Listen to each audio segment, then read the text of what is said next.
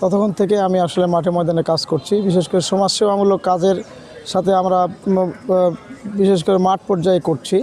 এতে জনগণের এখন যে জনগণের যে সাড়া পাচ্ছি, এটা আল্লাহর মেহেরবানি, যে এদেশের এই জয়পুরহাটের জনগণ বিপুল ভোটে আমাকে বিজয়ী লাভ করাবেন ইনশাআল্লাহ। আর যদি আমরা বিজয়ী হই তাহলে আমাদের 1 নম্বর কাজ হলো এই জয়পুরহাটকে দুর্নীতিমুক্ত, সন্ত্রাসমুক্ত, চাঁদাবাজমুক্ত জয়পুরহাট গড়া। আর এই জয়পুরহাটে যেমন করে শিক্ষা, চিকিৎসার ক্ষেত্রে আমাদের প্ল্যান হলো যে এই জয়পুরহাট একটা মেডিকেল কলেজ, এই জয়পুরহাট হাসপাতালকে 500 শয্যা বিশিষ্ট একটা হাসপাতাল করা।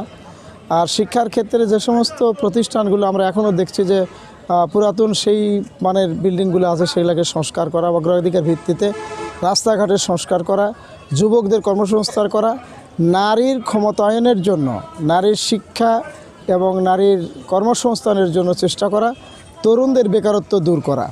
এই মৌলিক এই কাজগুলির ভিতরে 1 নম্বর হলো দুর্নীতিমুক্ত একটা জয়পুরহাট গড়া। আগামী দিনে জয়পুরহাটকে উন্নত জয়পুরহাট গড়ার জন্য আমাদের পরিকল্পনা করেছি। আল্লাহ যে তৌফিক দেয়, বিজয়ী লাভ করে আমরা করবো ইনশাআল্লাহ। বিগত প্রত্যেকটি নির্বাচনে আপনারা জয়পুরহাটবাসী এই এক আসনে ধানের শীষকে বিজয়ী করেছেন। সর্বশেষ নির্বাচনে আমার প্রয়াত পিতা মরহুম মোজাল্লেল প্রধানকে এই আসনে ধানের শীষে নির্বাচিত করেছেন। আমি আপনাদের সন্তান হিসেবে আপনাদের প্রতিশ্রুতি দিচ্ছি, আগামী দিনে জয়পুরহাট সন্ত্রাস, চাঁদাবাজ, মাদকমুক্ত করার লক্ষ্যে, শিক্ষার পরিবেশ ফেরার লক্ষ্যে আমি আধুনিক জয়পুরহাট বিনির্মাণে আপনাদের সকলের সহযোগিতা চাই। আপনারা আগামী জাতীয় সংসদ নির্বাচনে ধানের শীষে ভোট দিয়ে বিজয় করলে আমি জয়পুরহাট যে মেডিকেল কলেজ স্থাপন করতে চাই, জয়পুরহাটে পাইপলাইনে গ্যাস আনতে চাই, এবং পাঁচবিবি যে টেক্সটাইল মিল আছে সেখানে টেক্সটাইল ইঞ্জিনিয়ারিং ইনস্টিটিউট করতে চাই, এবং রাস্তাঘাট এবং আমাদের পাঁচবিবি সহ জয়পুরহাটে বেশ কিছু জলবদ্ধতা সংকট আছে, সেগুলো নিরসন করতে চাই।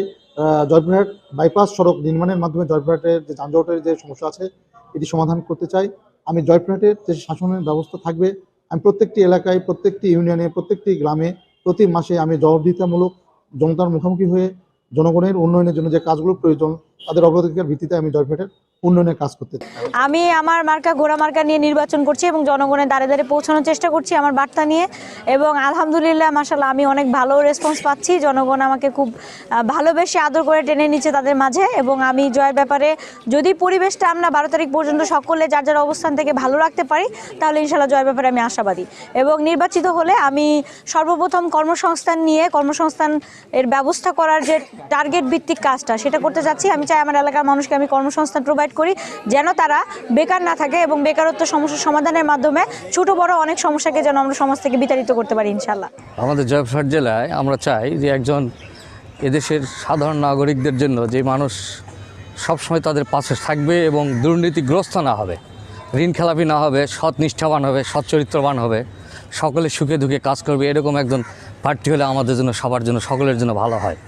এই পরিস্থিতিতে আমরা চাই যে একজন সৎ নিষ্ঠাবান, এক কথায় দেশ ও জনগণের স্বার্থে যারা কাজ করবে এরকম সৎ প্রার্থী আমরা বাছাই করে নেব। সৎ ও যোগ্য ও জয়পুরহাটের যারা কাজ করবে জনগণের স্বার্থে, কেউ চাঁদাবাজি করবে না, চাঁদাবাজির সাথে যুক্ত থাকবে না, যারা দলবাজি করবে না, যারা আমাদের জয়পুরহাটের উন্নয়ন করবে, উন্নয়নের পাশে থাকবে।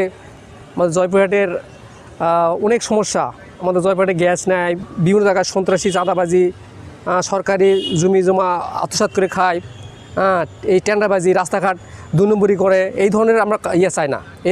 এইরকম আমরা সংসদ সদস্য চাই না। আমরা চাই সৎ, যোগ্য ও নিষ্ঠার মানুষ চাই, যারা জনগণের সত্যভাবে ভালো কাজ করবে, এই ধরনের লোক চাই, যারা জনগণের পাশে থাকবে, সবসময় জনগণের ট্যাক্স চালিয়ে যেন পাওয়া যায় এরকম। আমরা তো শ্রমিক মানুষ, আমাদের পাশে যারা থাকবে তাদেরকে আমরা ভোট দেবো।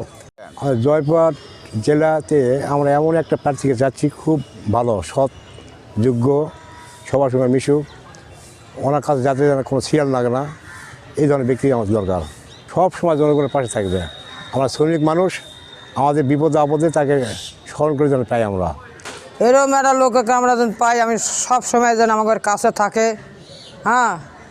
সাথে কথা বলতে পাই।